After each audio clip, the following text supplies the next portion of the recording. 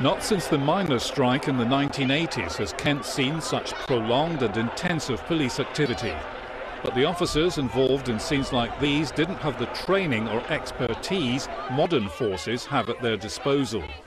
There are 1,400 officers on the ground in the Hoo Peninsula from nearly every police force in the country, many with special skills and equipment. We have 26 forces who have contributed staff. They're specially trained staff. We've done a great deal of work and a great deal of planning around this event, and we believe we have the appropriate number of staff to ensure that this protest goes off safely.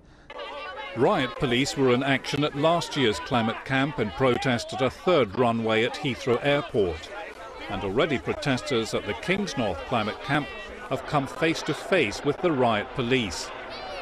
There have been skirmishes with officers over the stop and search policy Kent police have introduced in the Hoo Peninsula.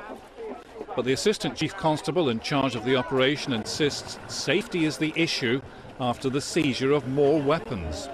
3 people carrying knives, which is of great concern to us, and some individuals carrying other implements that could be used as weapons in violent confrontation, things such as lumps of wood, axes, hammers, etc. This demonstration by biofuel protesters at West Thurrock in Essex yesterday may be just a taste of what's to come. Those on both sides of the fence talk of plans and strategies that would do justice to a military-style operation. Ian McLaren in Kingsnorth for Meridian Tonight. Well, I'm joined now by Mark Reckless, who is the Conservative candidate for Rochester and Stroud, and also a member of the Kent Police Authority. First of all, Mr. Reckless, many people, including the current MP for this patch, have described the police as being very heavy-handed. As a member of the police authority that governs the police, what's your view? And I was disturbed by some of the scenes, particularly on Monday, when we saw that all those shields coming through. Essentially, the police were using shields because people had been throwing forks and stones. They also had to clear a way so that there was access for emergency vehicles into the site. However, if there are complaints against particular officers or with respect to particular incidents, then we will investigate those. We've just seen myself and my crew being stopped and searched as we left the camp. Apparently we may have been carrying weapons. I mean, that's over the top, isn't it? And I've been stopped and searched twice myself. I think what we have to do here is we have to maintain freedom to lawful protest and minimise disruption as much as we can for our residents here. But the issue is that the people at the climate camp are saying they're going to shut down that power station tomorrow and threatening all manner of criminal infractions. And the police have to take steps to prevent that happening. And I think people understand that. OK, Mark Reckless, thank you very much for joining us. Well, of course, the power station is a big employer locally. So how has this week's protest affected those who work at the plant? And what are people living in this peninsula, in the villages around here, saying? We'll be finding out the answer to those questions in a few moments from now. But now I'll hand you across to Sangeeta in the studio for the rest of today's news. Thanks, Ian. Well, from Beijing back to the Hoo Peninsula in North Kent. 1,500 eco-protesters in that direction, 1,500 police in that direction.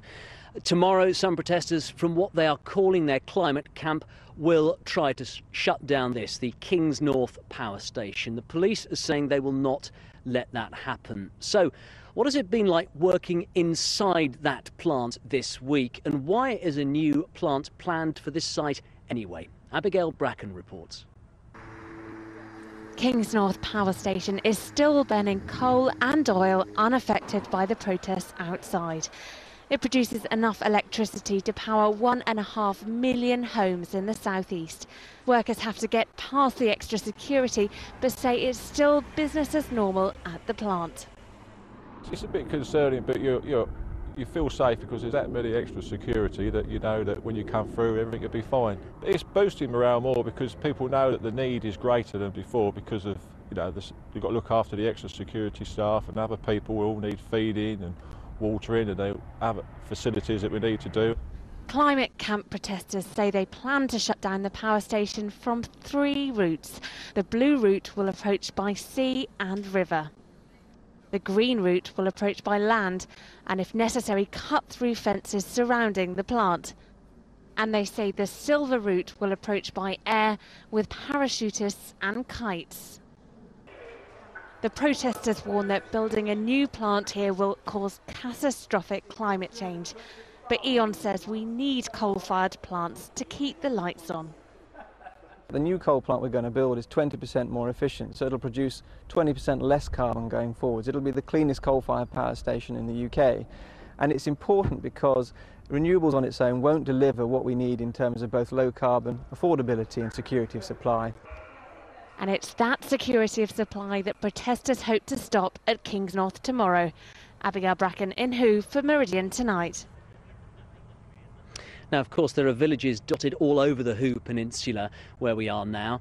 All Hallows, Grain, High Halstow, Lower Stoke, Who St Werburgh itself, as well as dozens of isolated farms and hamlets. It is a quiet corner of Kent, normally, that is. But this week, one viewer told us that life has become a 24-hour hell. David Johns has been speaking to some local people.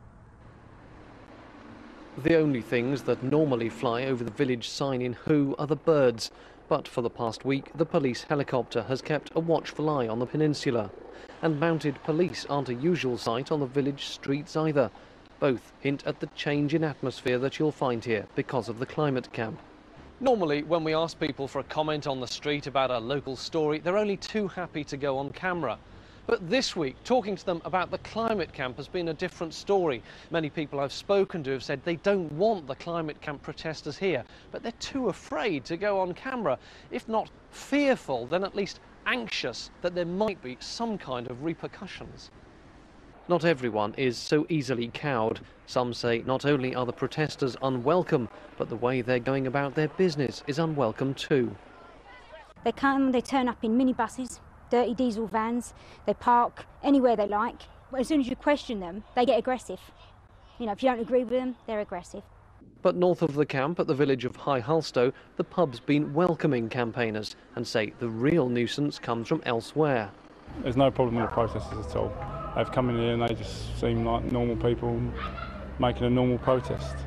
Back in Who, the vicar says he's concerned about any plans for mass action on the river.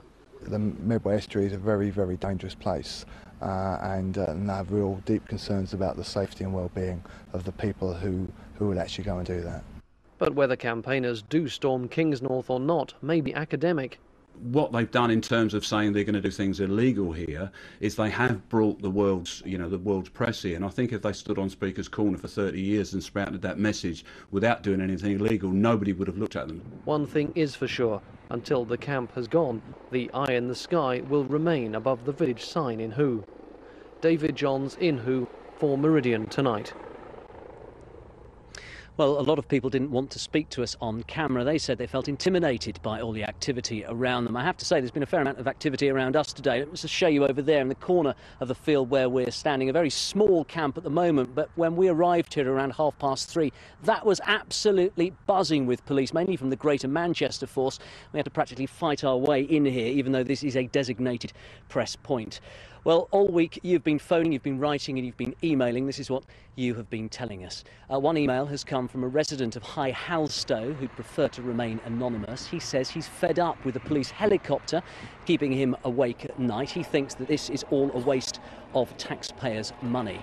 He says that security has been so tight he's had no problem with Kingsnorth for the past 37 years. Kim Ross is local too. She says the heavy police presence and the helicopter flying overhead is constantly intimidating. She adds, I thought that we were allowed people to voice their opinions. Mark from Medway has visited the camp. He thinks that the police are acting reasonably, considering that there are some troublemakers among the protesters. And Wendy from Who passes the protesters every day. She says that the police are just doing their job. She wants the protest to be peaceful for the sake of local residents. Those are your views. Thanks for emailing us and phoning us all week. Well, it has managed to stay reasonably dry here tonight. What's the forecast for the weekend? With the answer, Gemma Humphreys.